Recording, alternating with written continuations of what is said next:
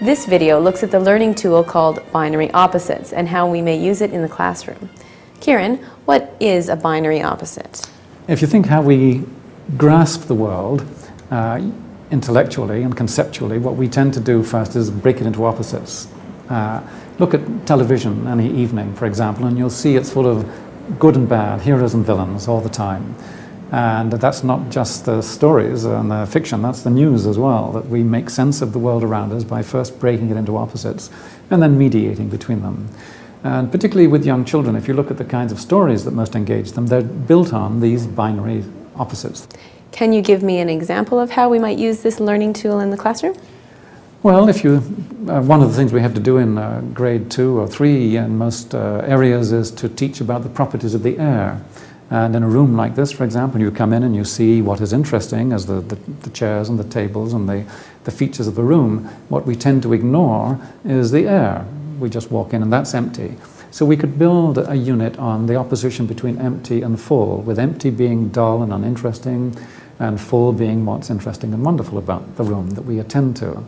And then maybe the teacher could start in one corner of the room and turn on a radio and have some music playing, and then move somewhere else in the room and turn on the radio and have a voice. And then ask the children, what does the room look like if you have an eye like a radio? And then, you know, if you have the opportunity to do the old trick of blocking out the light and having just a single ray of light shining and you see lots of dust, and ask the children, what's the dust made up of? We know that the dust in a room is mostly, in a room like this, 60% is made up of decayed human skin. So we communicate with each other rather more intimately than often we imagine in these circumstances. And we can talk about and give children images of pollen, greatly enlarged, and all the other features, the viruses, the germs that are floating around. And also, if I hold my hand out, gosh, 1 million muons went through my hand. And we can learn about pollens and all kinds of things that are in the air, gradually building up an image of the air as rich and complex and full. And that it's these things, these objects that we notice are in fact much more simple compared to the complexity and wonder of the things that are in the air around us. So it's just one way of structuring, and then we can make it more sophisticated as we go on. Perhaps you could give us another example of how we might use this learning tool in the classroom? Well, perhaps better to ask a teacher about her work, because we need somebody who's been using this in the regular classroom routinely, perhaps. Well, one of the ways that I've used binary opposites in my classroom, I can think of one unit that I did with a grade 3 classroom, and it was based around the area of Burns Bog, which is a dome peat bog close to Vancouver, British Columbia.